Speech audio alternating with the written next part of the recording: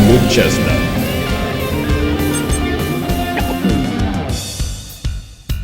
All right, this is the Run With Chestnut episode about the KonMari method, and the name of the book is The Life-Changing Magic of Tidying Up, which was really famous a few years ago, still is famous now. There's a whole Netflix show about it.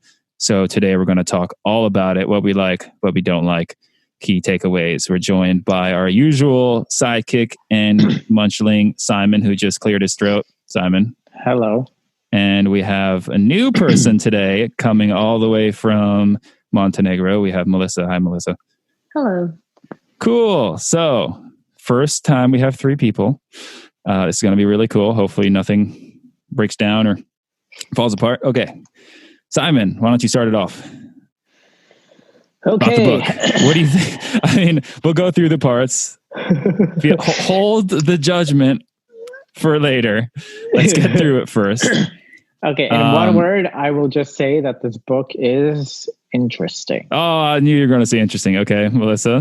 Interesting, yes, no? Well, definitely interesting.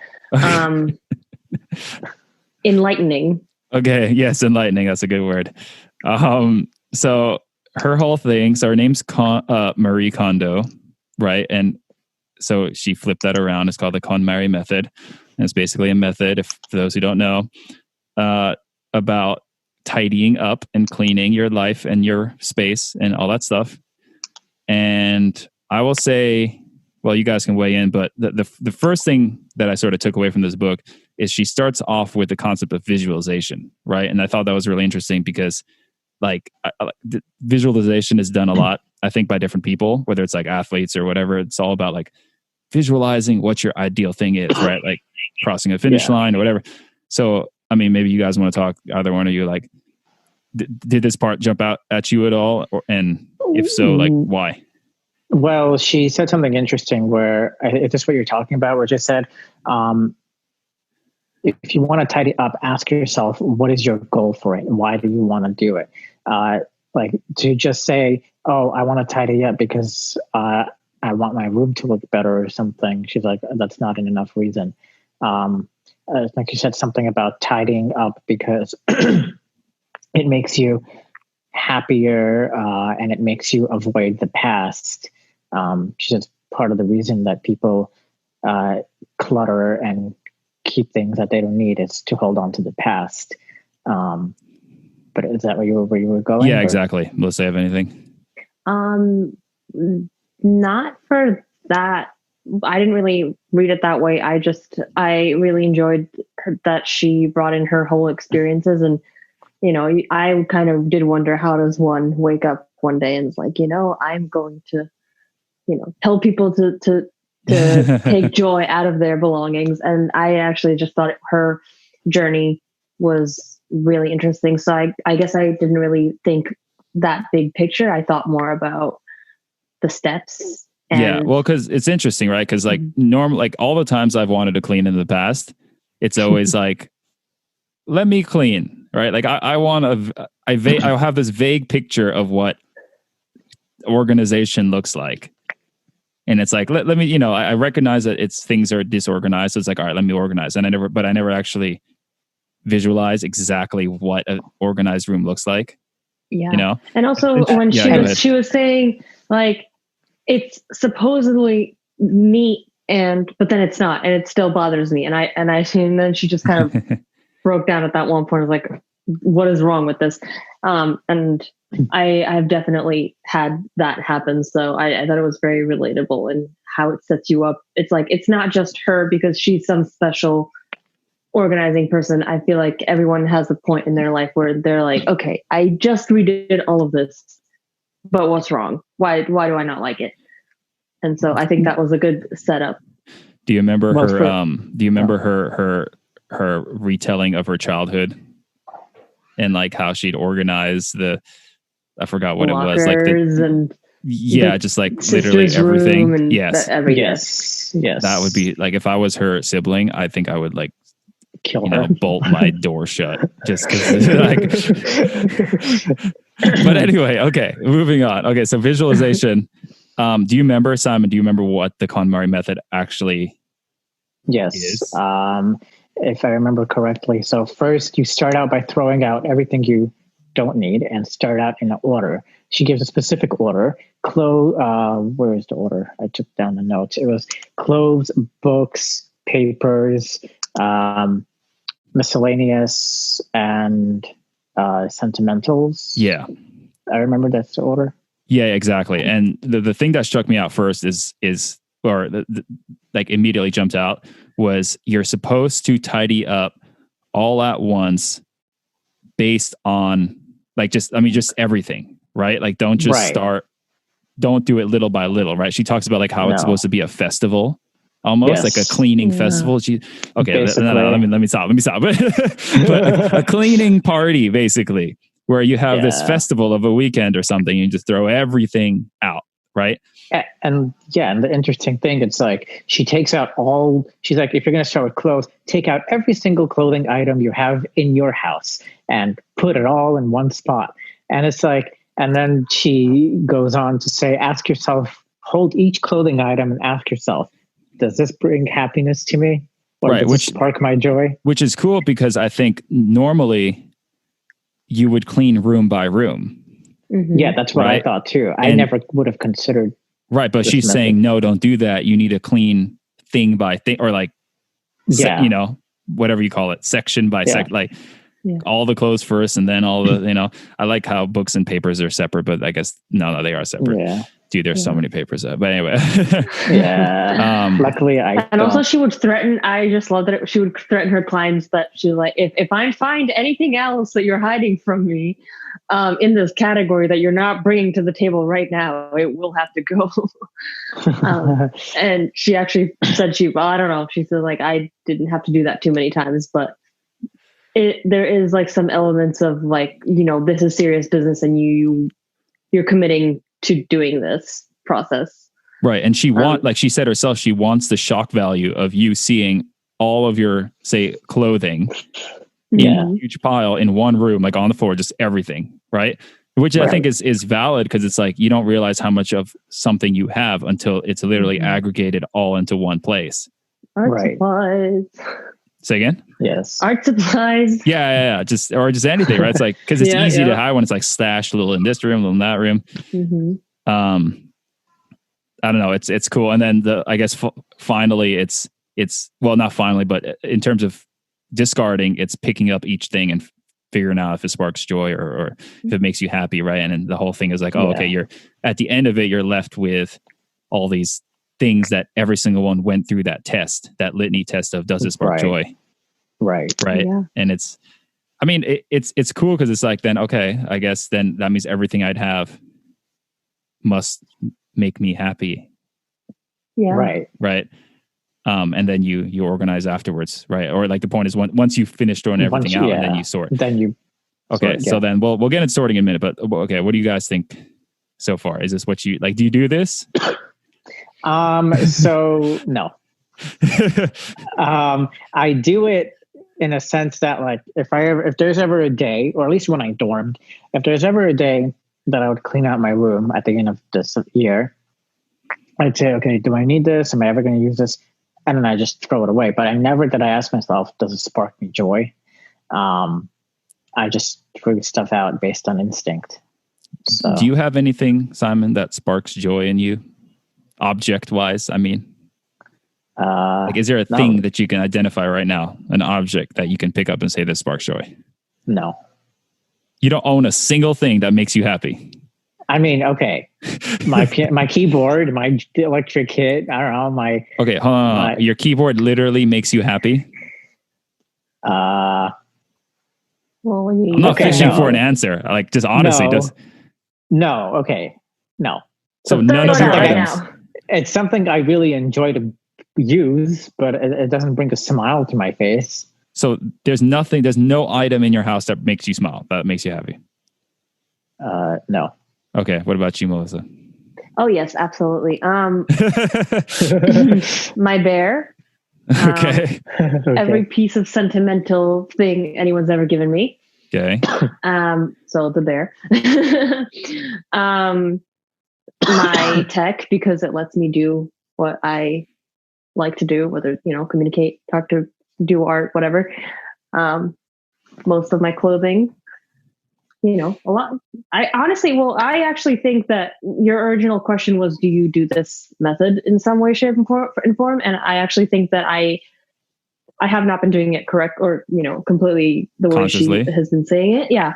But because of all this moving that I've had to do, I really try to, if I get presents, I ask my friends kindly to only give me things that they know that will spark joy, because, if I can use it or, really need it, then I want to keep it. Otherwise, all this moving makes me just want to purge every year, like once or twice a year. I have to purge because of moving. So you move like twice a year, basically. Yeah. Basically. Yeah. So it's a lot of getting rid of stuff that you don't actually need. Yes. So it's actually kind of been a good practice of what I need. And this is something that I don't know if you want to get into now or later, but when she talks about her papers, it's like get into it. Yeah. Supposedly important papers, like throw away, just toss it. And I have so many things like bank receipts or bank, whatever documents, and just important, I guess, things that I'm so afraid to throw away, because I'm thinking that one time somebody is going to need all of my X, Y, and Z, especially when we get into like status documents and stuff like that, which, okay. So many things at once, but, so I'm a little bit scared about what she gets into with that. Just throw it away. I think maybe that could have been a little bit more addressed.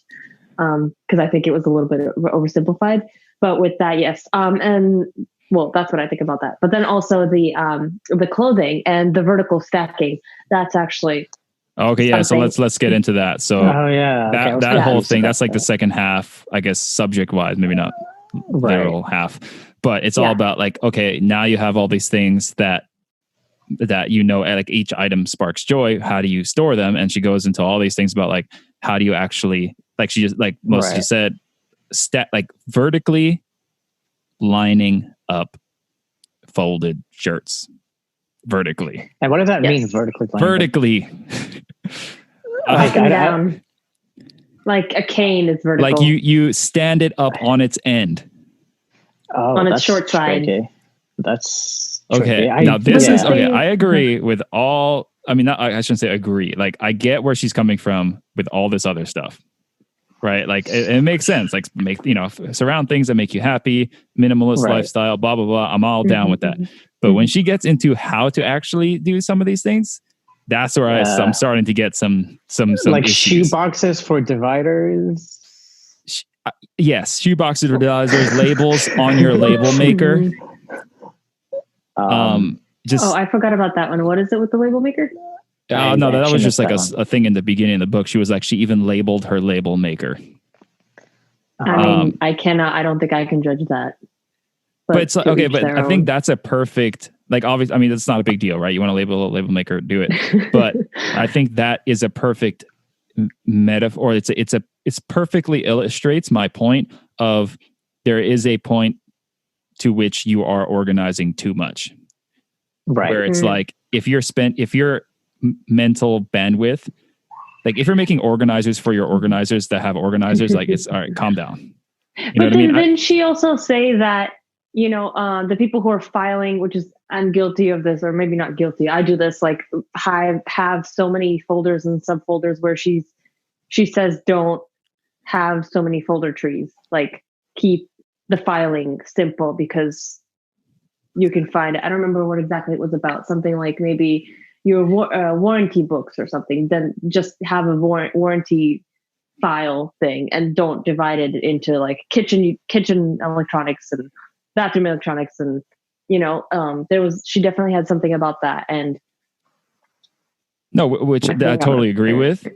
But and she didn't say, I'll make an example. She didn't say this, but like I feel like she would be the type of person to have individual compartments for each pair of socks in her drawers. That would make sense. By the way, which I don't see. Go ahead, Simon. What? Not everyone. Do you ball up your socks? Yes, I do. And so do I. I don't get what she wanted, like the readers to do. Like she said, to fold them in a certain way, but You want it? Do you remember this part, Melissa? I don't know about the socks, but I think the point of all of these is to be able to see them all like laid out. See them all laid out, yeah. Which you can do if they're balled up. Well, and I feel like she was making the point in the sense that if you ball them up over time, the fabric or whatever elastic or whatever we're out. Okay, I've had socks for more than for years, and so and they've been fine. Okay, like this isn't the 1600s with wool that degrades. Well, I mean, wool's fine too nowadays. Whatever, you get the point. Like, yeah, and again, the whole thing with vertical shirts, and I know this is like we're like picking out of this, but whatever. The vertical shirt thing, like her thing is you want to be able to see all your shirts at once. So if you stack them, if you line them up vertically versus piling them on top of each other. Yeah, you'd actually be able to see all your shirts. But like, I feel like her philosophy is good, but like people are taking it to the extreme where it's like, oh, okay, I have to. It also depends on if you have. Well, sorry, I think I know. No, exactly. Like if I don't have I stack my shirts, and so do I. I have zero problem figuring out what shirts I have because I know what I have. Because if I follow the first half of this book, then clearly they all spark joy. And you know, like I don't know. It's like people. I think. Well, I shouldn't speak about other people, but I think the tendency with this book is to take it to the extreme where you're literally like, if all your shirts are the same exact shirt, you don't need to line it up vertically to know what you have because you know what you have. Right. You know what I mean? I think people are like misconstruing the point of this book. Like they're taking it to the extreme. You know what I mean? I can see that. Also, I was also going to say if you have, well, she did make the point about like squeezing all the stuff at the bottom, which I think the only thing that I would say yes to that is like Braille or something. But most things, I don't think the clothes are that heavy. But I was going to say, if you have the bottom, good Lord. Listen, go ahead. You did not have to put that in there. If you have a shelf in your closet, like I do right here, and then you stack all the shirts on top of each other, you can actually see them easier than if you roll them up, because then the rolls are hiding the rolls that are behind them. Whereas if you have drawers, then you're looking at them from above, if that makes any sense. Yeah. So and I guess, I mean, you could say that you'd stack the rolled ones so that you parchment. See like scrolls. Yes. But still, it's like you get the same effect from just, I mean, I have nothing against rolling. Like when I travel, if I fly somewhere to travel out of a backpack and I know like things will get mushed around and jumbled, I'll often roll things, especially like dress shirts and stuff, because it won't wrinkle as much and it takes up less room. Like rolling is fine, but you don't, rolling doesn't make or break this whole method, you know? Yeah. Right.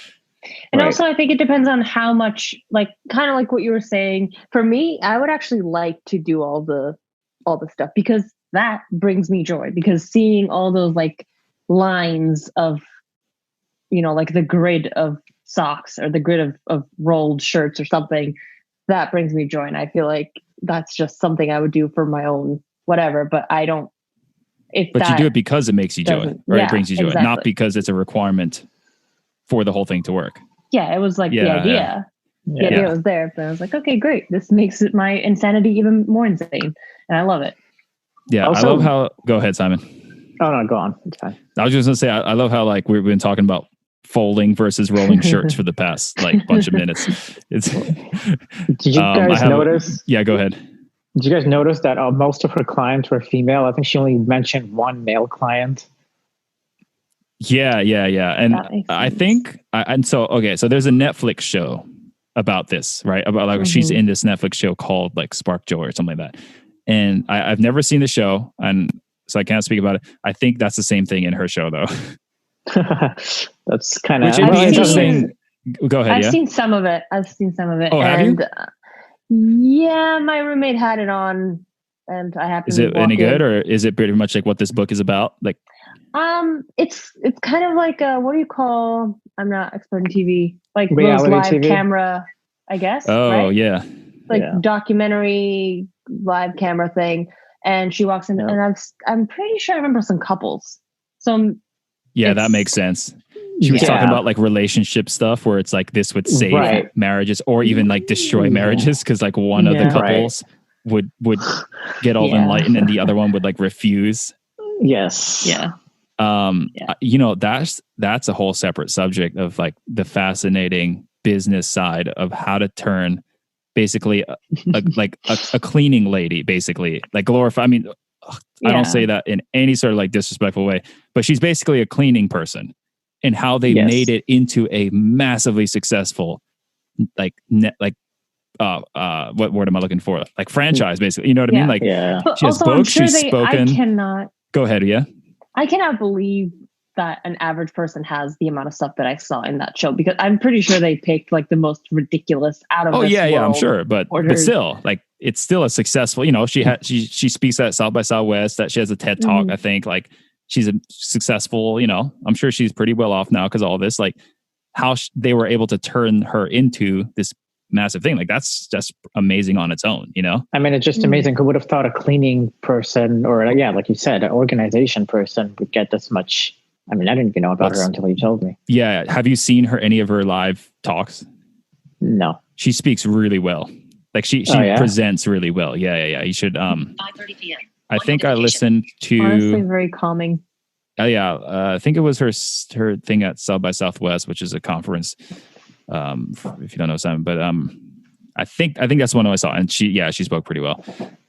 I will say the one thing that I sort of picked out near the end, which was very interesting. I don't know why I didn't expect it like in this book, but she was basically like, if you find fault, like if you get really worked up about how other people clean around you. 5:30 p.m. 2 notifications. What's that, Simon? Sorry. Basically like, oh, your sibling is dirty, so like it annoys you, or it, you know, your people you're living with, your roommates are like super messy, so it's like, oh, this is really getting to me. Like, you know, if you're starting to like really get disturbed by other people, look at your own thing. That's like look at yourself for dissatisfaction with yourself, like within yourself, because clearly you must be dissatisfied with how you yourself clean, so that you're projecting that on. Like that's it's almost like a self-help thing, which I guess some might say this whole book is a self-help thing, but right. And also adding to that, in the beginning-ish, I think somewhere she said something about how she would, her goal is to study for a test, but then she's actually cleaning. And what was it? It was like, then she wouldn't obviously get to the studying until way later or not at all. And how you only realize that you have stressors in your life. Do you guys remember, you have stressors and when you are cleaning, and so you're cleaning instead of doing that, when instead you should be saying, the fact that I want to clean means that there's probably something that I'm putting off. And that's where you're supposed to take a moment to reflect and be like, what is actually the problem or the thing that's making me stressed right now? Because I think she was saying that it's hard to sometimes even realize what it is you're avoiding by starting to clean. Well, she did say that once people are tidied up and do this whole method, she's like, it keeps them from basically avoiding anything because there's no distraction. This was before she developed. This was in, I think, one of her intros when she was talking about herself and something. Right. Yeah. I don't remember exactly, but I think it was really interesting to see how the book gets into a lot of psychological spaces almost. I'll say it's one of my favorite times to organize things or reorganize things was back in college, is right before finals. Yeah. My favorite time, like right when I have finals due. You know, let me rearrange my room and clean everything. Like that's the only time, man. Yeah. You know, like it was never, I'm on vacation. Like there's no shit. No. Right before midterms, right before finals is when things need to be rearranged and organized. Right. Just funny. You can't work little... in the messy space a lot of the time. And this is not really so related, but do you guys make your beds? No shame. Say again. Do I make my bed? No. Yes. Do you? No. Or is this too personal? Huh. No. And do you not? Because well, I do, but I think for me personally, I cannot get into, especially for working from home, I cannot get into actually thinking about productivity if I can get back into bed because it's open for me to get into. I see. But well, okay, so two things. So, firstly, I've stopped doing anything in my bed during the day, like only sleep. So like I don't ever even like sit in it to do homework or I don't have homework, but like watch Netflix, I guess, which I don't watch Netflix either, but you know what I'm saying? Like bed is equal sleep, so that's not even an option. But so it's okay. It's funny you mentioned this. So me not making my bed has actually turned into an intentional thing. Like I purposely don't make it.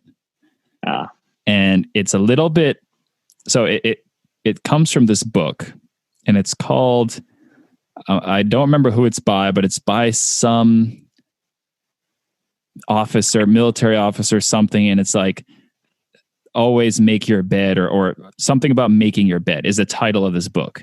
And what you get away from that is let me not. No. Because his argument, and I definitely want to read this book and maybe we can read it on a future episode.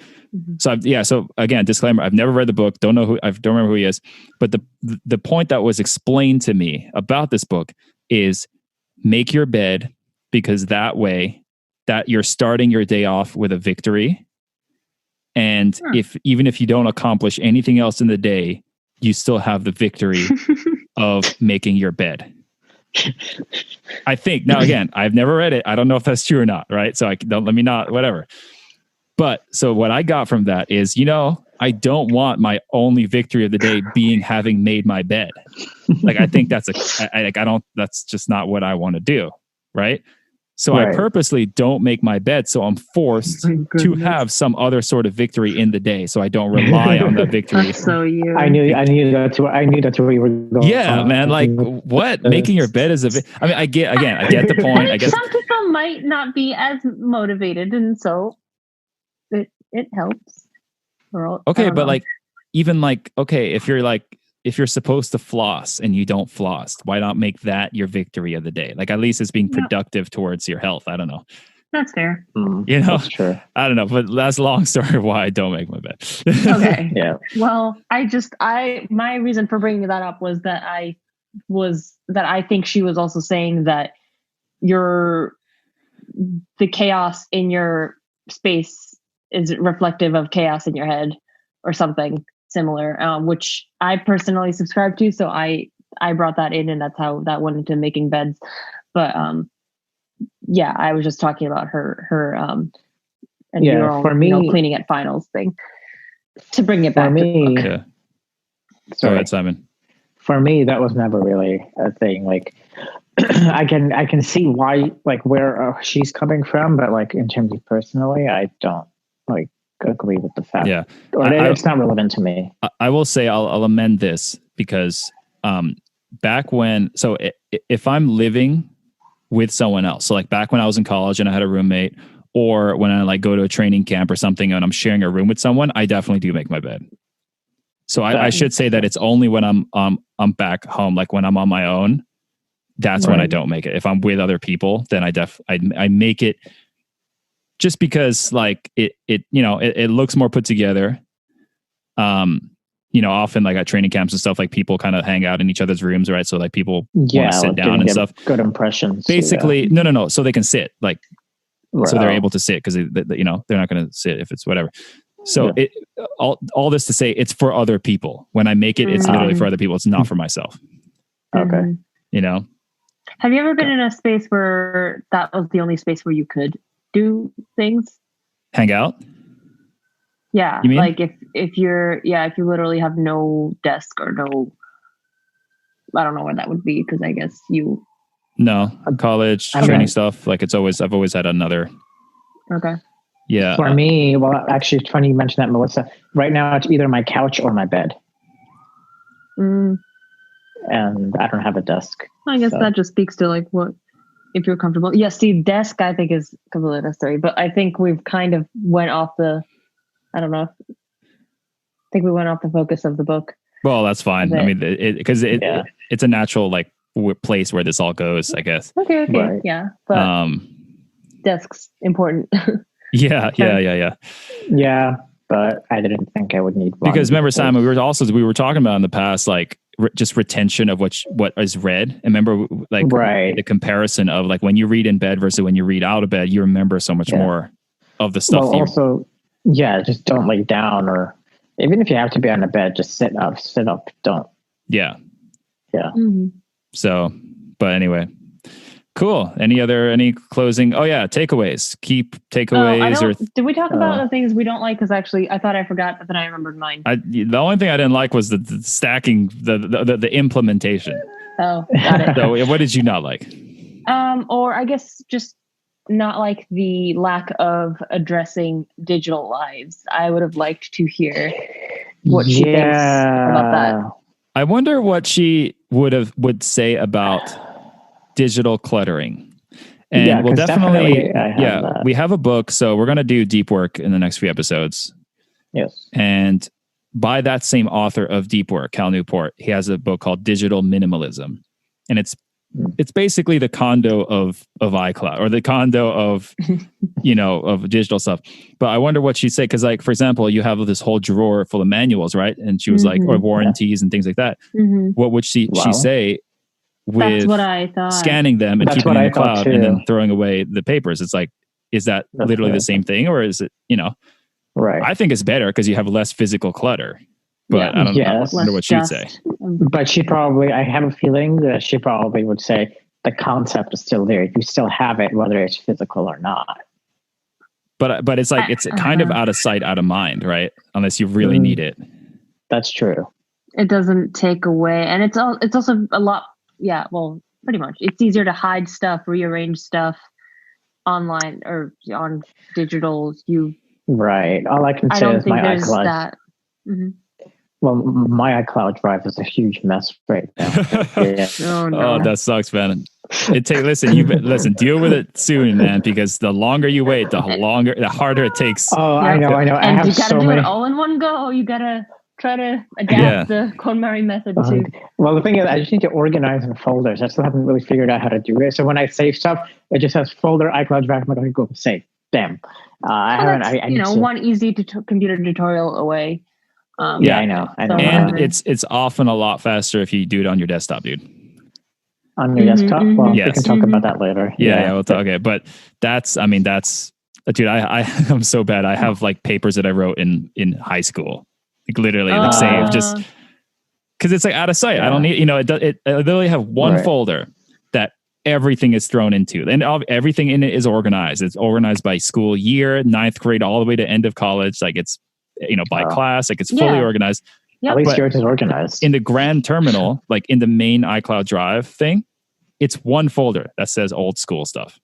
So it's like, in my mind, that's a lot better than, like, that's not the same than if I had everything printed out in paper in my room. Like, I think that's a lot cleaner. Yeah, it doesn't, you don't have to jump around it. Like if it's physical box of papers or something, like it really does not. Right. Yeah. So I don't know if that is clutter or not. I mean, unless it's purely psychological, in which case, again, more so maybe, but kind of not, because it's still not even there. I'm surprised people haven't asked, or I wonder if people have actually asked her about that. Well, so she has a second book that I wonder if she addresses this in that book. Maybe. But who knows? Maybe we'll read Digital Minimalism one day and get that. But I mean, whatever, that's the subject for another time. But it's good. That's a guy who doesn't even like digital. No. It's not that he doesn't like it. He uses it for sure. Oh. It just, he only uses it for the things that he absolutely has to use it for. I see. You know what I mean? What is this? It's his guide, Cal Newport. He basically writes about like decluttering your electronics, like not basically like focusing, not diluting your time. I mean, it's a whole thing. We're doing deep work soon. So you can listen to that or join in if you want. But he basically, he's a college professor somewhere. I don't remember which school, somewhere like near Washington, I think. And he doesn't accept email. You have to like write him a letter by hand. Oh my gosh. And his whole thing is like, you know, he gets so many like hundreds of emails from students if he were to have an email. But if you were to force to write a letter, like you would think a lot more about what you write. It wouldn't be nearly as much as you would type out, and it'd be a lot less because you'd be very intentional. It's like intentional. I wonder how he'd accommodate a blind person. Paper? I don't know. I have no idea, dude. I have no idea. Maybe we can read it and then postulate. Right. Yeah, phone calls. Or send him a fax, bro. Right. Oh, God. Well, I guess that counts as electronic. Whatever. Okay, cool. Takeaways. What are we going to start doing, implementing? Melissa, you want to go first? You already kind of do this, but like, what are you going to... Yeah, well, I think the first time that I saw like a video of hers or something, I either didn't catch or forgot that she did talk about the vertical. So I have been rolling, but I did not put things. What? Sorry, you're going to start doing that? Save space. Okay. The things that you don't like, yes. That you're not fond of. Yes. So I do want to do vertically because I often don't have enough space. And so I think that being able to see things, I've been rolling, but then also putting stuff on top of stuff. Okay. And so I definitely want to start doing vertical and see if I can get easier access to my things. Okay, cool. Simon? I am still actually thinking about what I do and what I won't do, but I think in terms of organization of like I want to warn you before you commit to anything that we will be checking in future episodes about how your implementation is going. This is also being recorded. That's true. Well, then let me just say right now that I have yet not committed to any. No, this is your committing, bro. Like this was part of the thing. So now you need to tell me what you and you could say you didn't get anything out of this book, but I think that'd be a little disingenuous. No, I definitely did get something, but it is in my notes. Hold on. Okay, okay, I'll go while you dig that out. All right. Yeah. Okay. I would say the one thing I'm going to start doing and implementing from this book is using the filter of, does this thing bring happiness? I'm going to use that more. I thought about that. So yeah, but I do that sometimes, but not enough. And I'm definitely more of the mindset of, I might need it one day. Let me keep it, So and also, but okay. Melissa, go ahead. Well, yeah, me first time. Come on. I had a talk with you, which I guess this still kind of works, about objects. And your thing is, I don't get attached to objects. They just do things. Whereas I think she even said at one point, it's like, I definitely used to think that my objects were alive. And I was like, oh, thank you. Thank you, blanket, for keeping me warm. And maybe you don't have to say that out loud. I honestly, maybe that's another thing that I kind of want to think about actively more. Again, like I do think my things are sentient. I talk to my bear all the time. But I think there's a difference between finding like what okay, I just completely mentally blanked. Tell me what I don't do. Attach meaning, right? Yes. There's a difference between being happy with something or finding happiness in something and then attaching real like meaning. When I get on my, I don't know, when like my favorite bike or my computer or something like that, like I definitely there are things, objects in my life that definitely bring me happiness and make me smile because of all the things that I connect with it. Right. Mm-hmm. That doesn't mean that I necessarily have to also attach a bunch of like meaning to the object. Like I don't have to be attached to the object itself to find value in it and be happy with it. That makes sense. Actually, like I think those are two different things, and sometimes they can be the same, like together, but I don't think they have to be together. I think that's why I dismissed the whole "does it bring you happiness" because I didn't really think of it in that way. I thought of like, for example, like my keyboard, my piano. Like I thought, okay, when I touch my piano, do I smile because the piano's there? But now that you were talking about meaning, yes, that does make sense. If you didn't have it for like a year or something and someone just gave it back to you, would you smile then? Maybe like that? I don't know. Yeah. No, okay, perfect example. I think it's, okay, for example, my iPhone, right? I'm in the iPhone program where I basically get a new iPhone every year. Now, whenever I touch, like when I use my iPhone, it makes me happy because I think of all the ability that it gives me right now that I might not have had, say, you know, like 20 years ago, right? Right. So and especially when I do something cool, like, oh, I just checked my, you know, I just did a stock trade through my iPhone, which 15 years ago, you would have to get on the phone and call your broker.